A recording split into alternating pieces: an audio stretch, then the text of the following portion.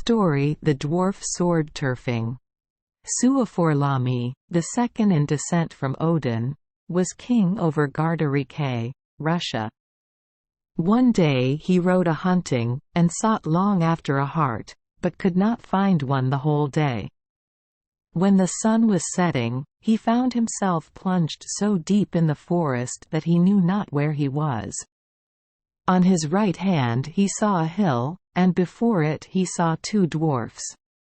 He drew his sword against them, and cut off their retreat by getting between them and the rock. They offered him ransom for their lives, and he asked them their names, and they said that one of them was called Diren and the other Duolan.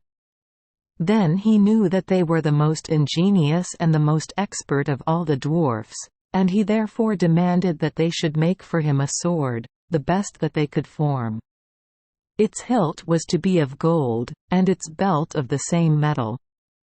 He moreover commanded that the sword should never miss a blow, should never rust, that it should cut through iron and stone as through a garment, and that it should always be victorious in war and in single combat. On these conditions he granted the dwarfs their lives. At the time appointed he came, and the dwarfs appearing, they gave him the sword. When Duolan stood at the door, he said, "This sword shall be the bane of a man every time it is drawn, and with it shall be perpetrated 3 of the greatest atrocities, and it will also prove thy bane." Suaforlami, when he heard that, struck at the dwarf, so that the blade of the sword penetrated the solid rock. Thus Suaforlami became possessed of this sword, and he called it Tirfing. He bore it in war and in single combat, and with it he slew the giant Tiasi, whose daughter Fritter he took. Suaforlami was soon after slain by the berserker Andgrim, who then became master of the sword. When the 12 sons of Andgrim were to fight with Hjalmar and Otter for Ingeborg, the beautiful daughter of King Inges, Angantyr bore the dangerous Tirfing, but all the brethren were slain in the combat, and were buried with their arms. Angantyr left an only daughter, Hervor, who, when she grew up, dressed herself in man's attire, and took the name of Hervardar, and joined a party of Vikinger, or pirates. Knowing that Tirfing lay buried with her father, she determined to awaken the dead, and obtain the charmed blade. She landed alone, in the evening, on the island of Sams, where her father and uncles lay in their sepulchral mounds, and ascending by night to their tombs, that were enveloped in flame, she, by the force of entreaty, obtained from the reluctant Angantyr the formidable Tirfing.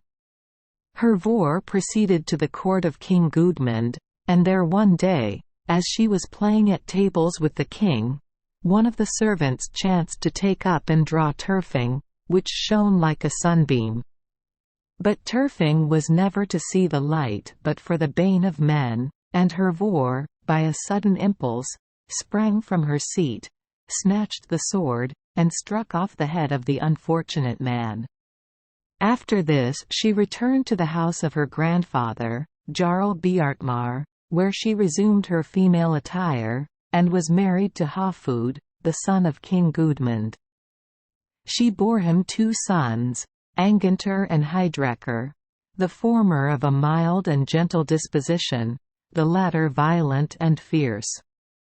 Hafud would not permit Hydrekr to remain at his court, and as he was departing, his mother, among other gifts, presented him with Tirfing. His brother accompanied him out of the castle.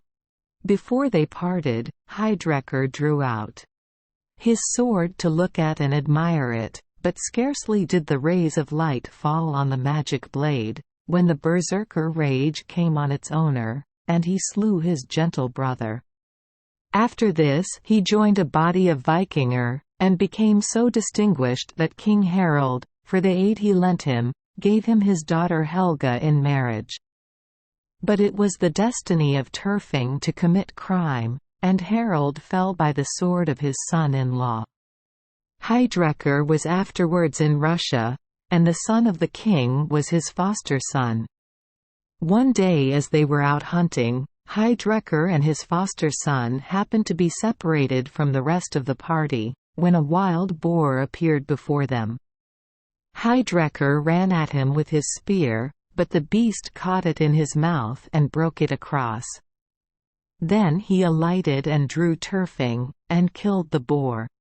On looking round him, he saw no one but his foster son, and Tirfing could only be appeased with warm human blood, so Heidrecker slew the poor youth. In the end, Heidrecker was murdered in his bed by his Scottish slaves, who carried off Tirfing. His son Angantyr, who succeeded him, discovered the thieves and put them to death, and recovered the magic blade. He made great slaughter in battle against the Huns, but among the slain was discovered his own brother, Landr. So ends the history of the dwarf sword Tirfing. Thank you for joining us for today's fairy tale. We hope these stories bring joy and meaning to your day. If you love our channel, please hit the subscribe button so you won't miss any exciting tales. Wishing you a good night and sweet dreams. See you in the next story.